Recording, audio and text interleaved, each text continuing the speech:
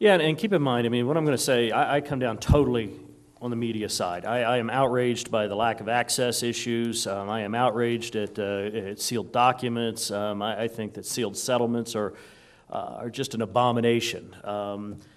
That being said, I agree, there is a cultural and industrial and a professional shift going on. And you know what's sad is I don't think it's going on far enough. I think that I've written about lynchings, and people used to gather and watch lynchings take place, and they were not about justice, they were about entertainment. People used to go every day after school and go to the courthouse throughout the South in particular. A good friend of mine, Bobby Lee Cook, the lawyer in Georgia, he's the lawyer Matlock is based on, says that, he used to remember practicing in the courts rooms every day would just be packed full with people just coming to watch the action that takes place. And I don't know that today's media is any different. I think it's just simply the technology has expanded. The one problem is that the media hasn't grown up. The news media has not grown up. Why is it that MJ, Michael Jackson, Kobe, Aruba, Joey Buttafuoco are high profile? Are they great stories? Absolutely, no doubt, and they're probably newsworthy. I have no problem with salaciousness, Hey, sometimes salaciousness sells.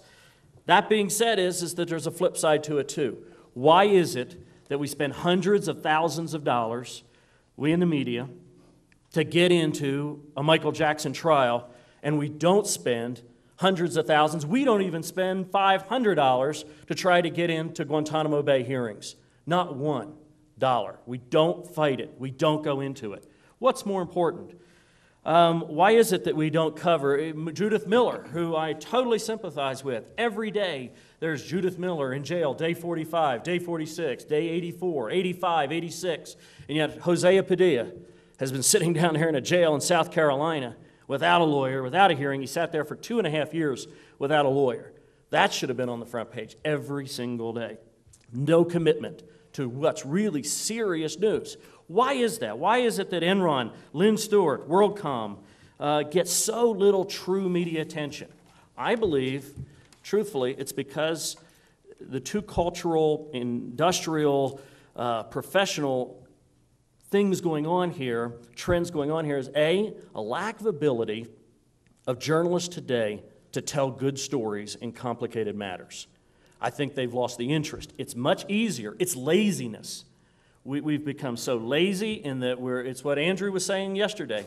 We've become lazy in taking the bottom feeding that goes on. Michael Jackson is so easy. We'll go down there, we'll get it. Everyone flashes his name up. It'll be simple. It's good ratings. It's people will recognize the name Lacey. It'll be an easy hit. Versus Arthur Anderson or Tom DeLay. Or, and Tom DeLay is going to be a big figure, but I guarantee you there's not going to be a tenth of the media covering the Tom DeLay trial or any of the Enron cases that covered the Jackson case or that covered Scott Peterson's trial. And there are so many great issues out there. I mean, incredible issues that really affect real-life people. It was mentioned yesterday, the Anti-Terrorism and Effective Death Penalty Act of 1996, signed by Bill Clinton, the great liberal. And yet it basically totally undermined habeas corpus, one of the foundations of our criminal justice system. And yet it gets so little attention, and yet week after week after week, people, it comes up and find out DNA exonerated them. Where's the coverage? Where's the continuing coverage? Where's the outrage? I just don't see it. And then I think on the industrial side, day after day, you see the NYT. Just in the last 3 months, the New York Times, the Wall Street Journal, the Boston Globe, the Dallas Morning News, and the Atlanta Journal-Constitution have announced huge cutbacks. Tom Brokaw was on Larry King talking about, you just get fed up. You just don't have the money there to do the stories that need to be done. And I'll end with this. Now, I don't think that everything is lost, especially in the new media. The Wall Street Journal is the best example. It's the most substantive media outlet out there. I do believe that, in the New York Times. But the Wall Street Journal has its website, and it is the truly only financially viable, profitable website that's out there. They charge you to go to it, and it's making a lot of money. Why? It's substance, and it's good storytelling. There's great reporting, there's great writing, and there's truthfully great packaging in the Wall Street Journal. It's a wonderful product. And I think it's time for my newspaper, the Dallas Morning News, or TV networks, local TV stations, to try to figure out, you know what, we need to sit down and find out what's important, what do our readers want to know about, what do they need to know about, and become better reporters and better writers.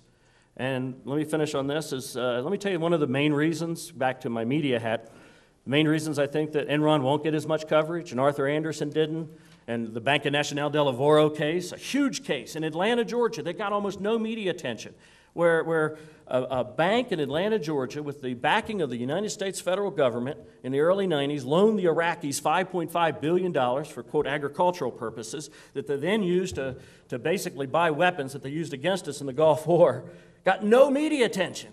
Why is that? Well, I think one of the reasons is that cameras aren't in the courtroom. There's a dramatic lack of access. And if you want journalists to tell those stories, if you want journalists to be able to get in there and tell the important stories, you got to give them complete access. You really do.